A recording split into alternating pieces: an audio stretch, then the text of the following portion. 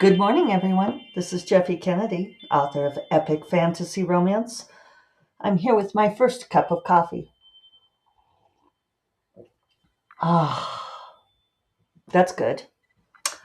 Today is Monday, December 16th. If you're on video, you can see it's still pretty early here. I woke up pretty early today. Busy day, busy time of year, right? But I get to have lunch with the lovely Megan Mulry and errands this afternoon. So yeah, it's only 7:30 here, still a little dark. The sun's starting to peek up. It'll be solstice in a few days. Full moon this weekend, wasn't it beautiful? I saw it on Saturday evening. I was down in Albuquerque with a friend doing some Christmas shopping, and the moon was coming up over Sandia Peak, and it was one of those things where we pulled up to a stoplight and I glanced over and saw it and gasped out loud and said, "Oh, look at the moon." I love those moments. It's good to remember those things, right? That in the midst of other chaos, chaos in the world, none of our own making, and chaos maybe in our lives, that these things are the same. The moon, the full moon rising. So let's see. I'm trying to think of what I. It's been like so much stuff going on. In a week, my mom will be here visiting, so that will be great. My friend asked me if I'd already gotten all my Christmas shopping done. I was like, no, not even close. Um, I did, however, get myself a Christmas present. Yeah, something fell into my eye there rather dramatically. Um, so, yeah, I had informed my mother that what she was giving me for Christmas, which I knew she would want to know, uh, but I bought a new vacuum cleaner because regular listeners will recall that the fire extinguisher incident, uh, in which I had to get out the vacuum cleaner and vacuum myself like an animal, but somehow contrived to lose one of the main attachments, the attachment that we use on the brick floor, at the end of the, I don't know, what do you call it?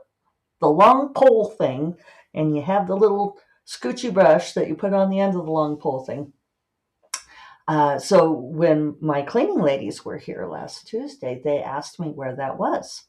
And David and I both looked, and all I could think of is that probably in my sheer state of overwhelm in dealing with the fire extinguisher, I threw it away. I have not found it. Maybe we will find it someday in some weird spot. But the vacuum cleaner that I have, I remember, this is kind of funny. I remember very distinctly buying it in 2009. And the reason that I remember that, oh no, wait, let me take it back. 2007. I'm gonna have to check, but I can check. Okay, it wasn't as easy to check as I thought, and I decided I wasn't gonna go down that rabbit hole. But it's when I joined Facebook. So I think it was like 2007 or 2000, excuse me, 2008. And the reason that I remember this for absurd reasons is that one of the first things I ever posted to Facebook was that I needed to go buy a vacuum cleaner. That my vacuum cleaner had broken and I needed to go buy a vacuum cleaner, and I was wondering what kind to get. And I got all of this engagement from it, right? And all these people talking to me, recommending various kinds of vacuum cleaners. Why do I remember this? I don't know, except that it was like the very beginning of that kind of social media. And I was like, wow, here's all these people talking to me about a vacuum cleaner, and that's kind of cool. So anyway, I thought that I was going to be able to look to see when I joined Facebook, and I thought it would be easy to find, and it wasn't. And I didn't care that much. So vacuum cleaners. Yeah, I had a point. I'm sorry, is this boring? I bought a new vacuum cleaner for the second time in my life. I don't know. But yes, the other one, when I could not find the attachment, and I said to the cleaning ladies, I said I should just buy a new one. And they both nodded vigorously because, I mean, that one is kind of shitty and it hasn't been working that great. And it's old. So I got a Cadillac, a vacuum cleaner, since it was my Christmas present. And normally I have a very firm rule against household appliances being gifts. Um, I got a Dyson because I've always wanted a Dyson vacuum cleaner. And so now I have one and it's very nice. And it was very funny because our Target was sold out here in Santa Fe, and I was going down to Albuquerque anyway. So I went to the Albuquerque there, right on the north end of town, and they had the one that I wanted, but it was like tied down. It was like chained to the wall with this magnetic thing, and I had to get the uh, ring the bell for the customer service, and the guy came, but then he had to call someone to get the manager.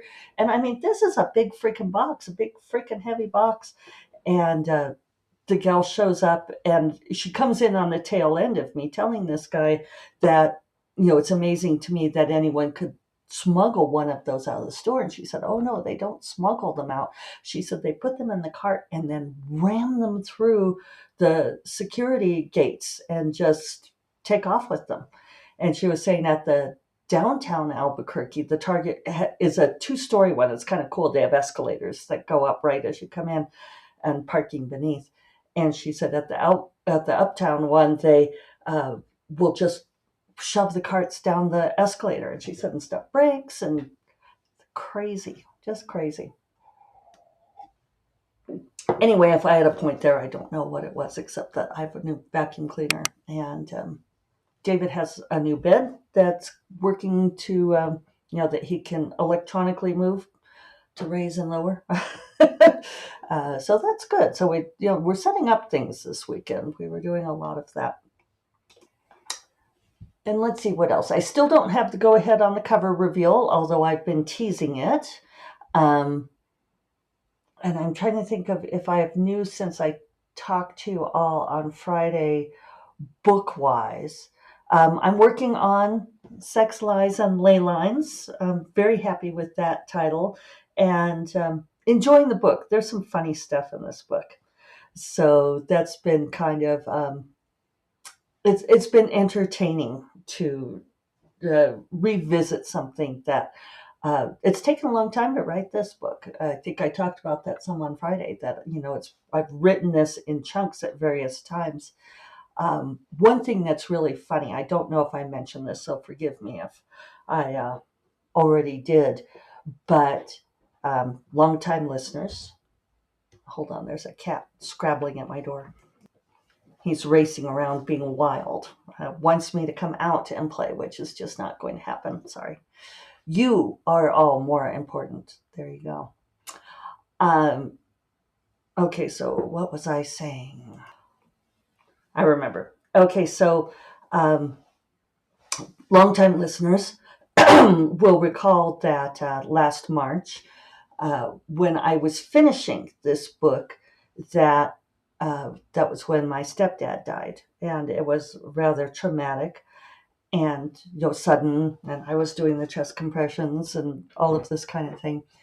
And I remember he died on a Sunday, and I finished. I'd done some work on this book that morning, and then he died, or was it a Saturday? No, it was a Sunday. So I'd gotten a little bit done that morning. I was revising at that point, but I still had a few chapters to add at the end, as is my wont lately. That seems to be my process. I get to all but like the last 10,000 words and go back to the beginning to revise and kind of get a running start at the ending to pull all my threads together. So I obviously did not write in those couple of days after his death, when we were putting together funeral stuff and arrangements and everything. And but did start working again on that Wednesday. I could see because I track everything, right? I was talking about, collecting data. And so one thing I always do is collect the data. And it's very interesting to me to look back and see exactly what I was doing. And I remember the sense of at least grasping onto some kind of normalcy by doing some writing, getting back into the book and thinking about that and doing the creative work felt very grounding, after all of the grief and, trauma and so forth. So I finished that book, and I can look at my data here. And I was looking at it the other day just because going through this revision, I had the strangest experience, you all. Okay, so yeah, I started writing again on March 13th and finished the book on the 19th. And during that time, I added something like 6,000 words. And so doing this revision, going back through the book, I do not remember writing any of that. I did not remember that ending. There was some stuff there at the end that I'd totally forgotten about, and that's never happened to me before. So, yeah, pretty weird, huh? I guess the things that our minds and hearts do. So anyway, it's been interesting to discover this book. Rediscover this book, and I am getting pretty close to done. I went through and did all of the low hanging fruit, and now I'm reading through it from the beginning, revising, tightening. Agent Sarah wants me to add a little bit of a prologue. Dirty word. And to to tighten up the ending. Shockingly enough, which clearly I wrote in some kind of fugue state, she has very specific suggestions. So I've gone through 148 pages of 331. So I expect to be done, probably not today, but tomorrow perhaps, and definitely Wednesday. And we'll be able to send that off. I've realized I have to write a new synopsis since the book changed so much and is done. But when I talk about the low-hanging fruit, Sarah made a few inline comments, not many. She's not really a copy editor type, but she sent me edits from her interns from last spring, and they're all gone now. And she also has them do like edit letters so that they can learn how to do the agenting thing, how to write back and what worked about the book for them and what didn't. And so the thing about these interns is they are interns, right? They're 20, like just out of college. And the comments that they give, two of them completely like copy edited the manuscript. And this is a manuscript that's like going out on submission, right? I feel like my camera's having a hard time with the brightness. I keep changing the amount of light here. I think because the sun's coming up. It's kind of cool, actually. There's like, you could see the painting behind me. It's actually a giclée is getting lit up. It's called Straight is the Gate. I love that piece. Total aside. For those of you not on video, it's a sort of androgynous figure draped in gray and black robes with a kind of a Greek Orthodox gold halo behind their head. And at the bottom, the feet are bare and there's a snake skeleton around the feet, which is a lot of spiritual imagery there. Saints are always portrayed as having bare feet, if you knew that in Catholicism. So anyway, you can interpret. Total aside. Sorry about that. I'm sort of diverging a bit this morning, aren't I?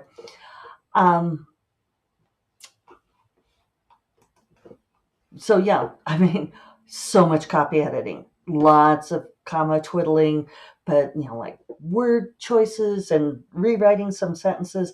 And it took me all of my full 3 hours to just go through those notes. and I felt like I needed to, because, like, what if there were a few good catches? And so it was like, well, what if, I didn't want to miss something important. But then I discovered that another intern, like the next day, had done the same thing, and I just couldn't. I didn't. And some of the things that they suggested, turn up this brightness even more. I think it's because I'm getting this backlit. There we go. Um, there was, I know I talk about this a lot, that there are, it's a push pull on like what kind of criticism to take. And I was having an interesting conversation with my friend Jim Sorensen over Writer Coffee on Thursday, because he is my resident, as he puts it, he'll call himself a mediocre, straight, white, middle class male, right? Who is tremendously confident, and so he also has a good sense of self irony. But it is interesting for us to compare and contrast the way I process things as opposed to him. And and basically, I was complaining about some of these things that the interns had commented. One had, should I share this with you all? I think I will share. Okay, I found it. So here is what I wrote. And now you all get a little glimpse of this book. Cha set her teeth against Otto's faux folksy slang. Just one of the people, not a wannabe royal fey-ass kisser at all. Sure thing, Mr. Otto. Garel stood, quaffed his remaining ale, and tossed the empty into the glass recycle. Putting on his hat again, he tipped it to Cha. Later, bandit. Okay, so this is how the intern reworked this, and this was just one of so many. Cha set her teeth against Otto's faux folksy slang, his failed attempt at being just one of the people and not his usual wannabe royal fey ass kisser. Sure thing, Mr. Otto. Garel stood, quaffed his remaining ale, and tossed the empty glass into the recycling bin. Putting on his hat again, he tipped it to Cha. Later, bandit. And it's like, I don't know if you can hear the difference, but it's like just totally changing the tone of the book. Um, and so when people complain about editors changing their voice, which indie authors will often do.